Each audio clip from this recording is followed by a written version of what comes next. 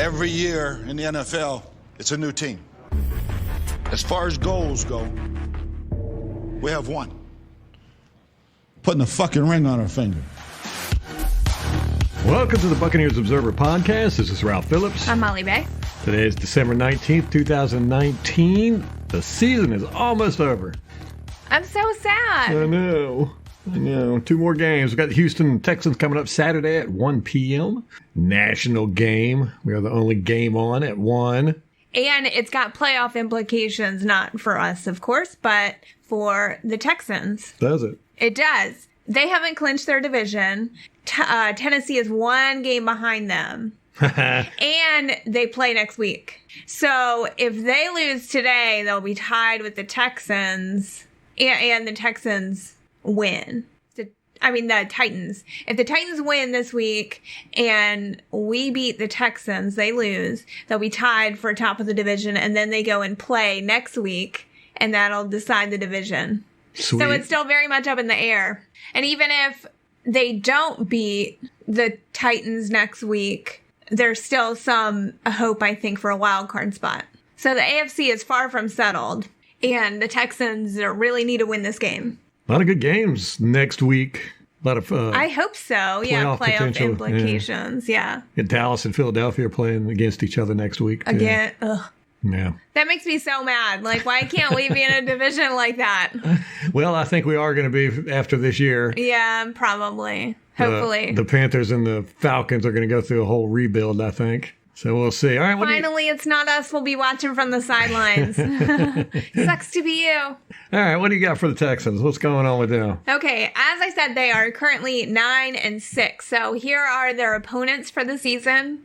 They've won against Jacksonville twice, the Chargers, Atlanta, Kansas City, Oakland, New England, Indianapolis once, and the Titans.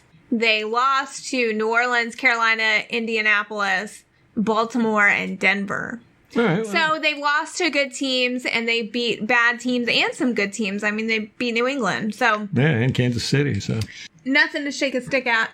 The Texans became a franchise in 2002, and since they're in the AFC, we don't really see them a whole lot. We have matched up against them 4 times total, and we've beaten them once. Well, let's make that twice. Yeah, exactly. I agree. Of course, we'll be seeing Vernon Hargreaves again. He is not a starter for them. He gets about 40. He had 49% of the snaps against Tennessee. I think they have him playing the nickel. Okay. So we'll certainly see a little bit of him, but can't see enough of him. I know. I'd like to see him. I think too. I know. What game were we watching where somebody fell and Ralph said, "Oh, that's Vernon. I can tell by his flopping." And it was.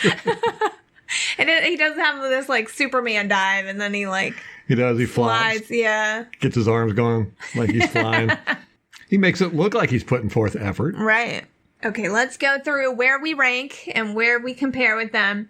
Scoring offense, we are 3rd, and they are 10th. They put up 24.4 points a game. Their total offense is 7th, and ours is 3rd. Woohoo! Passing offense, we're 1st. We're 1st, baby. And the Texans are 11th, which that kind of surprises me that they're not higher with DeAndre Hopkins. And Will Fuller. Our rushing offense, we're tied for 27th. Ugh. They are 7th. They like to run the ball. Yeah, well, they're not going to do that against us. They put up 130.9 yards per game. Yeah, I was looking, our rush defense, we are the best in the league by far. Right now, we give up 73.3 yards per game. The second best is the Jets at 88.8 yards per game. Wow. We've only given up 1,026 yards through 14 games. The Jets have given up 1,243. So they've given up 200 more yards than us. Yeah, 223 to be exact. That's our closest opponent. Yeah, but we got to watch out with Houston because, they got Carlos Hyde. They like to run the ball a lot. Really? Because I had him in fantasy and he was never that reliable. No, but it's... They've got Duke Johnson, too. Yes, and they've got... What's their quarterback's name? Deshaun Watson. He runs quite a bit. Yeah, he's a scrambler. We have got to contain him. They do a lot of read option too. Well, not a lot, but they do the read option. That's not going to be an issue with us because we are such a disciplined unit on our defensive line. We just do not fall for stuff like that. And Shaq Barrett is just actually fantastic at it. If you watch one of the last video I did, I actually kind of broke down a read option play and how he watched the ball the whole time. It was really, really good stuff. Is that the one where they fumbled it? Yeah. Okay. Yeah. I remember that one. We are 4th in first downs per game, and the Texans are 5th. So we're pretty even there. This one surprises me. On our third down percentage, we're 13th. Really? Yeah. We get 41.7% of our third downs. That does surprise me. I know. Seems like we are dang good at third down. Yeah, I thought so too. And the Texans are 4th in that stat, so pretty good. In sacks per pass attempt allowed, we are 21st, which I think is better. I think a few weeks ago when we looked at these stats, we were at like allowing 8%, and now we're down to 7.71%. So we've improved in that metric. They are 24th. So we're 21st, they're 24th. Pretty even there. Red zone touchdown percentage, we are 8th, and they are tied for 5th. So they're good in the red zone. I would hope so with Deandre Hopkins. Scoring defense, which is the amount of points your defense gives up per game. We are tied for 30th at 28.4 points per game. Their defense is 19th. So they allowed 23.6 points per game. We've actually moved up. We were last in scoring defense for a long time. Yeah, we've improved. In total defense, we're ranked 15th. They are ranked 28th. That's yards per game. Yards per game. Passing defense, we're 30th. They are 28th. So not much better than us. We moved up in passing defense, too. We were last. Right. Yeah. In rushing defense, we are 1st, and they are 19th. But I don't think that's really going to matter because we're not focused on the run as much. Man, well, we might be a little bit Saturday. Oh, that's true. Losing all our receivers. Yeah. First downs allowed per game, we are 17th, and they are 25th. Third down percentage allowed, we are 5th. That's good. Yeah, 34.4% of third downs we allow.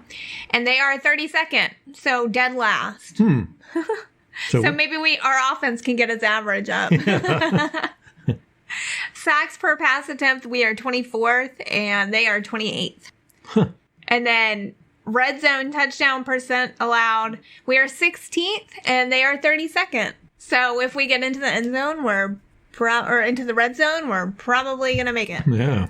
Turnover margin, we're tied for 27th, and they are tied for 17th. We have a -8 turnover margin. They have a -2. So statistically, their defense is pretty vulnerable, it seems like. Especially their secondary. Yeah. What game were we? Oh, we were watching Denver. Yeah, the Denver game. And their tight ends just ate the Texans alive. I would love to see, this is the game I want to see us utilize our tight ends. Get all 3 of our good tight ends out there. No, well, Tanner Hudson's not playing. Oh, he's not? No. Oh, man. All right, well, get our 2 good tight ends. 2 good tight ends. Get them involved in the game. Yeah, Tanner's still in the concussion protocol. We got a lot of guys out. I know. Injury bug hit us at the end of the season. Well, if it's going to hit you, this is the best time to do it, especially once you're out of the playoffs. Yeah, when you're out of the playoffs. So we had to make some roster moves because of all these injuries. So let me go through them real quick. We signed Spencer Snell to the active roster from the practice squad.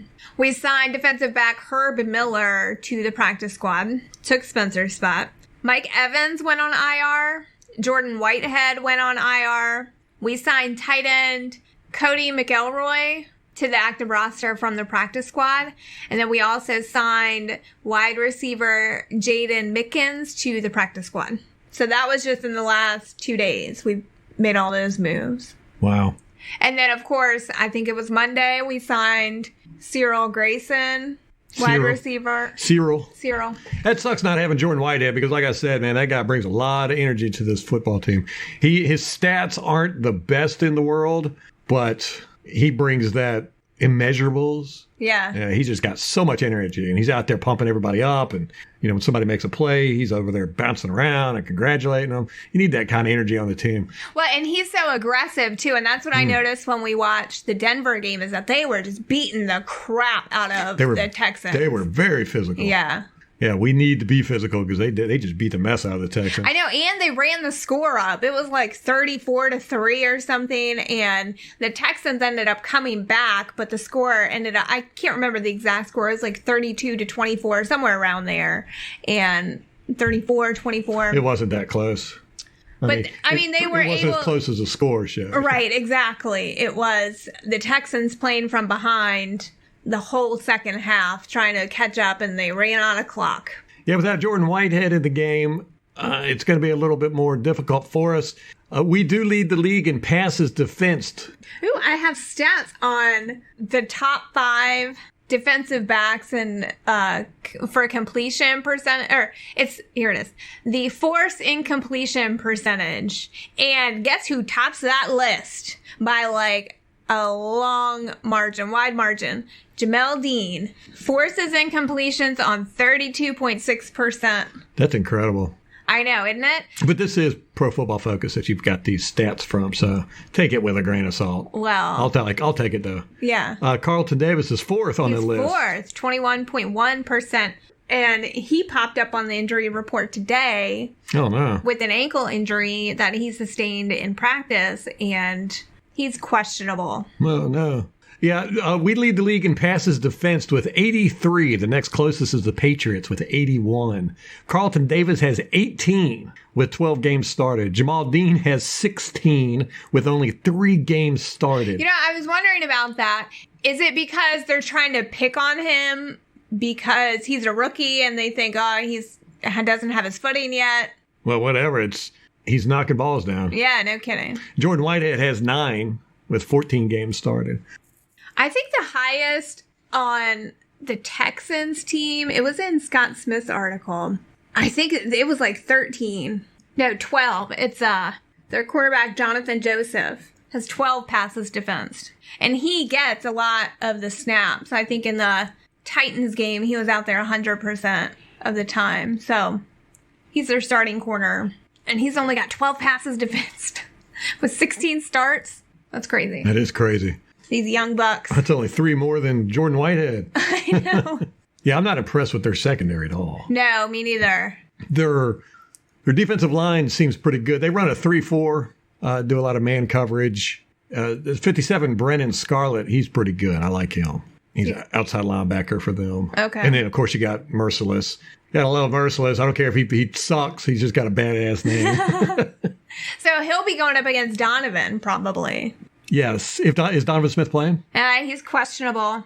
Let's go through the injury report really quick. Bo Allen is out. Chris Godwin is out. And Tanner Hudson is out. Carlton Davis, as I said, he was limited Thursday. He's questionable. Ryan Jensen with the elbow. He was limited Tuesday and then full participant Wednesday and Thursday, so he's questionable, but probably going to play. He's tough. Yeah, Donovan, I know. Is there really any question that he's not going to play? He went right back on the field. I know. He did not want to come on the field. He was so mad. He was purple. Donovan Smith with the ankle and knee. He didn't participate Tuesday and then was limited Wednesday and Thursday, so he's questionable. Jameis was limited Tuesday and Wednesday with his right thumb and a knee injury, but a full participant on Thursday, so he's questionable. And the rest of these guys show up on the injury report, but they don't have an injury designation for the game. So DeMar Dotson, he didn't participate Tuesday. That was not injury related. He did practice Wednesday and Thursday. Matt Gay had a right groin injury. He was limited Tuesday and Wednesday, but practiced fully on Thursday. Anthony Nelson with his hamstring, he's been a full participant all week. JPP with his knee injury, he's been a full participant. And Ndamukong Suh, he missed practice Thursday. It was not injury related, so he'll play. Got that Veterans Day probably. Veterans Day off. Yeah, probably. So on the Texans side, outside linebacker Jacob Martin, didn't practice all week because of a knee injury. He is out. And Benardrick McKinney, inside linebacker, has a concussion. He didn't practice all week. He is out.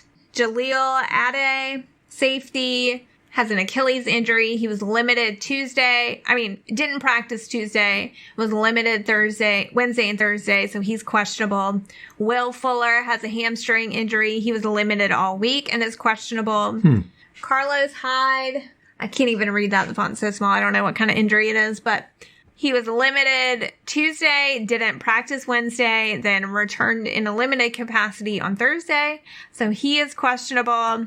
Running back DeJuan Jones has a hamstring. He was limited all week and is questionable. Brennan Scarlett, is that the guy you just said? Yes. Outside linebacker, he's got an Achilles and shoulder injury. He was limited all week and is questionable. Darren Fells, tight end, he's got a hand injury. He was limited Tuesday and Wednesday, and then full participant on Thursday. And then DeAndre Hopkins got sick on Wednesday and missed practice, but Thursday he returned and was a full participant. Am I a bad person if I say, gosh darn it? We're all thinking it. Yeah, I mean, they've got some weapons, and Deshaun Watson, I think, is really similar to Jameis. He runs better than Jameis. He does. And I think he's only got like 11 interceptions on the season. He's not similar to Jameis. Yeah. Well, he's got the arm that Jameis has. And the receivers, too. Did you know Jameis is ranked the number 1 quarterback? He's got the most yards this season. Yeah. It's crazy. Yeah, by quite a bit. By like 250 almost, 250 yards. Yeah. Dak Prescott second. Deshaun Watson is 7th. I mean, Deshaun Watson's going to have to keep up with us. I just don't see their defense being effective enough against Jameis to throw his game off, have him make mistakes. And so, I mean, they're going to have to spend the whole time chasing us. Yeah, if good Jameis shows up, if Jekyll Jameis shows up, then... this could be a disaster. Do you think he could regress? Oh, yeah. This is Jameis Winston we're talking about here. But this game in particular. You never know with him. He's had a string of great games here, the last 2 in particular. Time for him to regress to his mean, which means throwing 5 interceptions, fumbling a couple times. I just don't think that's going to happen. I hope it doesn't happen. No, I think it's going to be a close game. I think it's going to be a back and forth. I mean, our defense could put a hurting on Deshaun Watson in that offense, just like Denver did. They haven't faced a defensive line like ours. They ain't going to be able to run it. They're not going to be able to do in their trick plays, the read option. We're going to contain number 10. Number 4, that's going to be a big thing, is containing him. Because I think he's not going to have his passing opportunities he's been getting, because our guys are sticking the receivers like glue. Of course, there's going to be some. Oh, yeah. I mean, you can't completely eliminate Deshaun Watson or Will Fuller. The big thing with those 2 is tackling them after the catch. Yeah. They're big in yards after the catch. I don't know this statistically, but just from what I've watched, those guys get the ball, they're gone if you don't tackle them. Very squirrely. We've got to watch that read option with number 4, though. He's very good at that. And when he gets that outside edge, he's got a turbo boost to him. Their offensive line, their left guard, 74, Max Sharping. He's a rookie. He's not that great from what I've seen. Now, I haven't watched all their games. I've just watched a few, a little bit of coaches' film and everything. He should be easy pickings, especially for Vita Vea. I think Vea is just going to toss him around. They're going to have to put the center is going to have to watch Vita Vea up against Max Sharping, and that's going to leave Ndamukong Suh one-on-one a lot. So that's never good for an offensive line. 77, the right tackle, Chris Clark. He's not that great either. JPP and both Shaq and Barrett, I think, are going to be able to really eat him alive. He's going to have some serious issues. I think we're going to see him on the ground a lot. Oh, God. And don't forget about Carl Nassib. He'll be there, too. That's right. And Golston should be playing a lot again because Bo Allen's out. Right. So hopefully Golston will have a good game like he did last week. They do run a lot. It seems like for every game I've seen, almost their first series is almost exclusively running. Well, that should be good for us because we can stuff it. Yeah, I don't know if they'll do that against us. I mean, but it seems to be their MO. They come out running. They run it 5-6 times, then they'll maybe pass it. But like you said, they're not going to go anywhere. I mean, our run defense is just spectacularly good. We did have trouble with backs like Derrick Henry and Well, that was because of the Kamara. holding. I'm telling you, man. But like these big, slippery running backs that are really physical. Now, it's all relative because it's not, I'm not saying they were like impossible to contain, but it's like the ones who are fighting for that yardage and hard to bring down, like the Chris Carsons. But Carlos Hyde and Duke Johnson are not those type of runners, I don't think. No, Duke Johnson's kind of a bowling ball. He's good he's good pass catching. He's basically a third down back with him, I think. Gotcha. It's going to be a good game. I agree with you. I think it's going to be close, probably back and forth a bit. It really depends on how Jameis Winston plays. If Jameis Winston plays like he has been playing here recently, we shouldn't have a problem with this game. However, Jameis Winston comes out and he starts screwing up, we're really going to need our defense to step it up. It's going to be interesting to see how the wide receivers do. This is going to be the first time all season we haven't had both of our starters. This is so crazy. Mike Evans and Godwin. And Chris Godwin to start the game. Yeah, and then, so Perriman's going to start. Watson will start. Scotty Miller will probably start. No, he's on IR. Oh, is he? I think so. Did I just read that out? Hold on. I did not You weren't hear it. even listening to me. I don't listen to you. What'd you say? I don't even know if it was. You don't even listen to yourself. No, we didn't. No. Hold on. I got to look this up because I'm pretty sure it might have been earlier in the week. Yes, I he's sure on IR did. 2 days ago. Yeah. We've forgotten 2 days. Oh my gosh. So who do we have I know. starting? That's what I'm saying. Like, we signed these receivers. We signed. Hyman. Yeah, Hyman was brought up from the practice squad. So it's going to be Brashard Perriman and Justin Watson is 1-2. I'm telling you, this is the perfect game to bring out Brait and O.J. Howard and just game plan around those two. Yeah, I agree. I would love to see it. Yeah. And especially Howard, I don't think has really gotten the opportunity to have he's had like one game where he got some yardage, but otherwise he's been in there primarily blocking. Right. Mm-hmm. Yeah, and they need to stop doing that. Yeah, I agree. It's one of the reasons why our run game is not as good as it could be because O.J. Howard is just not that efficient at blocking. So hopefully they will get him involved with the passing game. Brait too, who I just love, and him and Jameis really seem to have a good rapport. If you watch that Denver game, Houston, Denver. Oh my God, they just torched. Denver was just torching them with those tight Texans ends. defense, that Fant, and I had dropped him in fantasy the week before. That's how it always I know. happens. And then he went off. I'm really surprised that their defense is not great. Well, they've lost J.J. Watt. Right, he's on IR. They lost Clowney. Yeah, traded him to Seattle after they franchise tagged him. Not a very smart move. But Bill O'Brien's making all the personnel decisions because they let the GM go in the offseason and never hired one. That's right. We talked about that during the offseason. Yeah. And you said that they probably wouldn't hire a GM and just let him run it. You were right. Yeah. Well, that sucks about Scotty Miller. Yeah, are you rethinking your thoughts on this one? No, I'm really not, because I think Jameis last week showed what he could do. Yes, exactly. Because we didn't have Chris Godwin anyway. Right. I mean, Brashard Perriman seems to be coming into his own. Yeah. Justin Watson, I really like him. Me too. I'm eating some crow on that one. Yeah, same here. Well, both of them, Perriman and Watson, we were talking about why were they even on the team? Yeah. What was that? Was that preseason or first couple of weeks? Yeah, I think probably preseason. Especially Justin Watson. Because I wasn't impressed with him last season, and then this season I was just kind of like, Especially, in the preseason. Perriman's got this weird thing when the ball comes to him. I don't know what it is, but he just doesn't catch the ball gracefully. He puts himself in weird positions, and he puts his hands up weird, too. I hope he corrects that, I don't know. It just might be his playing style. And I think once you get to this point in the professional level, it's kind of like with Jameis, like he is what he is. I don't know how much you can go about changing them. This is true. So that's going to be interesting. Yeah, this is the perfect opportunity to really highlight our tight ends. Hopefully the Buccaneers offensive coordinators and stuff had saw the Denver's playbook on how to just stomp Houston. I know. If you have Game Pass, go watch that game. It was really interesting. They did just beat the crap out of the Texans. They were hitting them hard on both sides of the ball. All right, man, I can't believe Tanner Hudson is out. He's been hurt a lot this year. They've had him inactive I think the first few games in the season. Then when All Clear went on IR, I think they started activating him, but not really using him that much. We've still got Jordan Leggett, too, as a tight end. He's active. I liked him during the preseason. It's going to be interesting. Donovan Smith, most likely he'll play. Yeah, I think so, too. If he didn't play, I would probably really be worried. Would you keep Josh Wells in there? Would you start Josh Wells again or give Hawkins or Stinney a chance? Josh Wells. Yeah, I think so, too. Yeah. He wasn't that bad.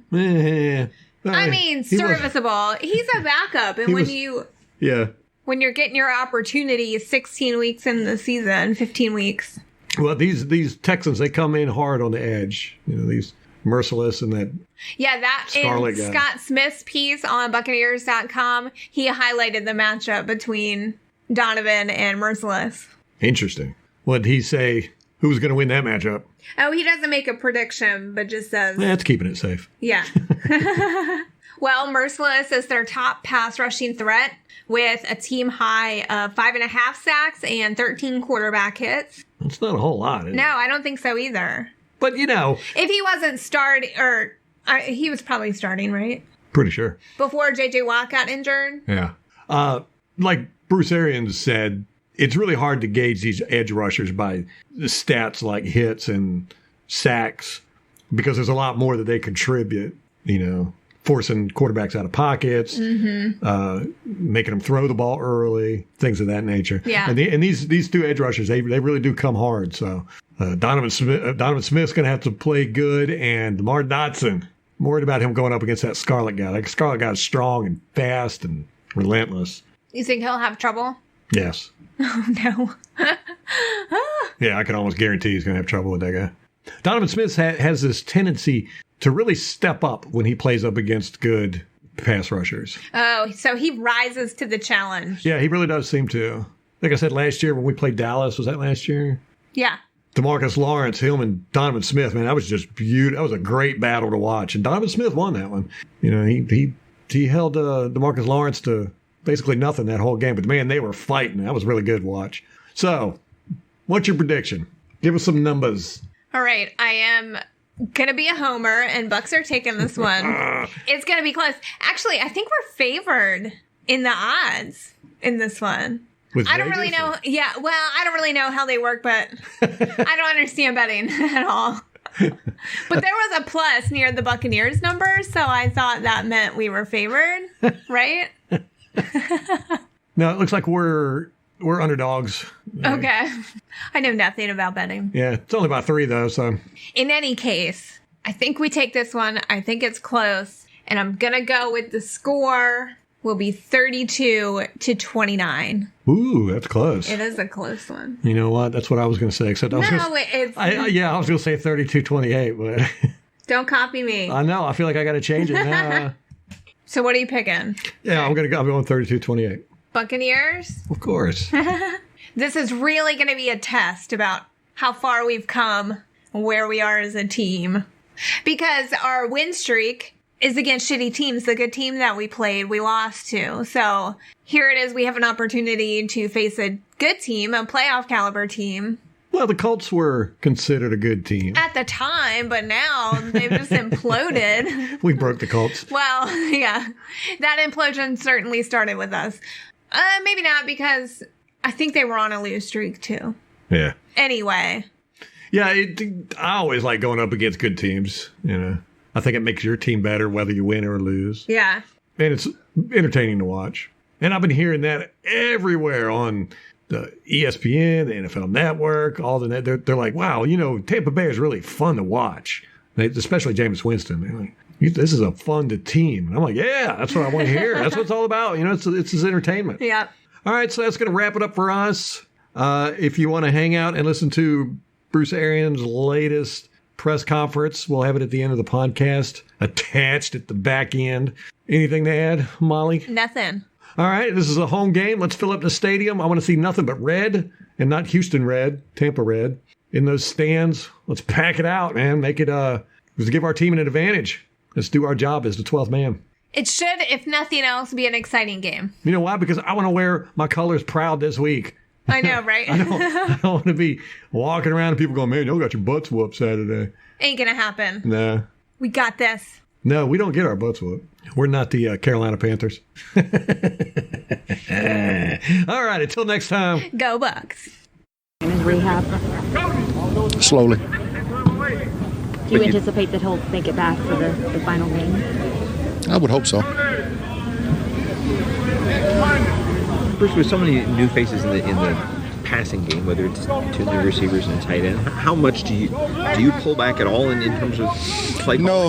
The guys that have been here, you just put them in positions you think they can do it and be successful, and just get Jameis to trust to go through his progressions and his reads and trust who's out there. Matt Gay had kind of been limited with the groin. Everything going forward, feel confident with him being he's been fine. Yeah. Is there still?